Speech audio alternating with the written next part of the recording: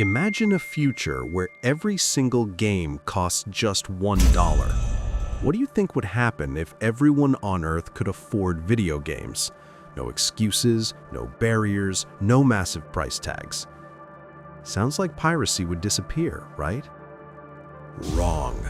Piracy was never just about money. It's about rebellion, curiosity, culture, and sometimes even preservation. So today, we're going way back in time to the birth of video game piracy to see how a simple act of copying a game evolved into an unstoppable force that companies still spend billions trying to fight, and how the pirates usually end up winning. This is the entire history of video game piracy and why it'll never die. Video game piracy started with the gaming industry itself. At first, people didn't even realize they were pirating.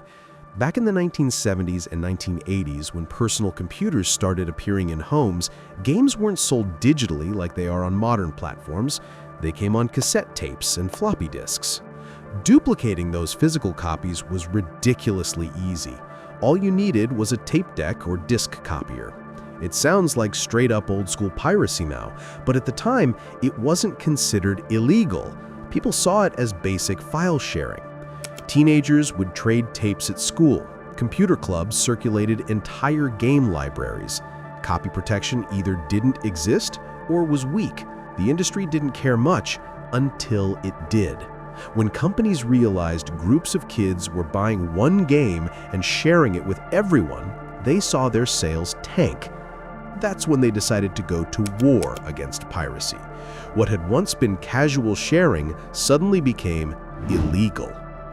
Of course, people didn't give up that easily. From the mid-80s through the 90s, piracy moved underground. Public game libraries shut down, but disc copying kept it alive. That's when the Warez scene emerged. Hacker groups like Razor 9111 became infamous for breaking copy protection and distributing cracked versions of games. They even added flashy intros and chip-tune music to show off who cracked the game. But when it became clear that bragging made them easier to trace, most of those intros faded away. Cracking games wasn't about money, it was about status, skill, and beating the system. Piracy then shifted to BBS, or bulletin board systems, basically the pre-internet way people shared information and files.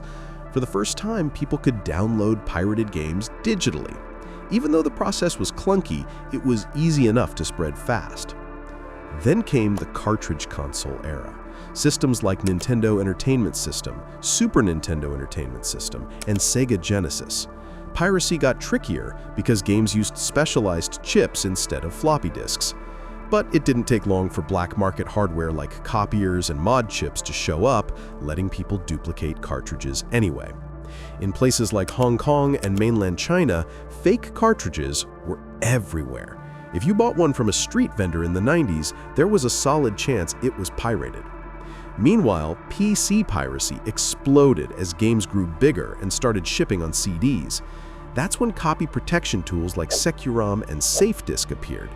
And then the pirates cracked those too, generating fake keys and bypassing everything. Industry, zero. Pirates, still winning.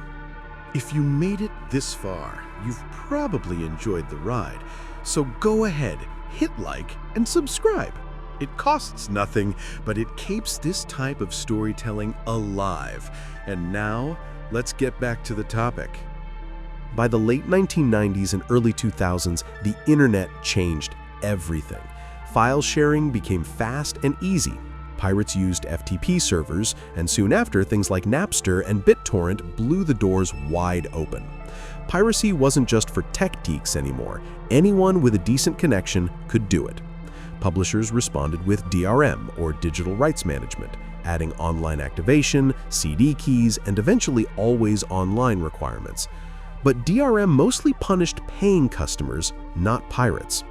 A cat-and-mouse game began. Companies updated their protections, and cracking groups like Deviants, Codex, Reloaded, and 3DM would break them days later. Some protections like Denuvo took months to crack, but they cracked them anyway. Consoles weren't spared either. mod chips made systems like PlayStation, PlayStation 2, and Xbox easy targets. In some places, no one even bothered buying official Nintendo DS cartridges. Everyone used pirated ones. By the 2010s, digital storefronts like Steam, Xbox Live, and PlayStation Network made legal buying easier and cheaper. Sales, bundles, and regional pricing made legitimate purchases more appealing. But piracy didn't disappear, especially in countries where prices were still out of reach for the average person. Mobile piracy grew too, especially on Android through APK sideloading. Even with iOS's stricter controls, jailbreaking kept the door open. Then came free-to-play games, microtransactions, and subscription services like Xbox Game Pass. Piracy didn't die, it adapted. People started modding free games, stealing premium currency, even trading hacked accounts. Today, piracy isn't just about getting games for free.